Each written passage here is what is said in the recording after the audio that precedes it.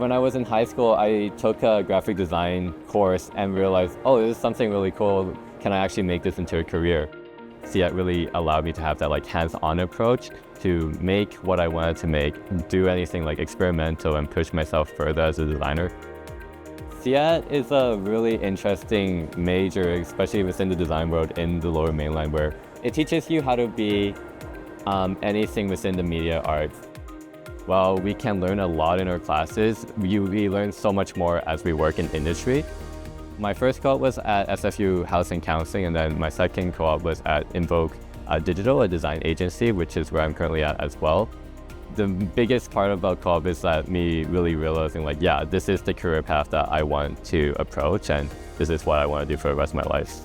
I hope, one day, one of the products or designs I work on can improve somebody else's lives.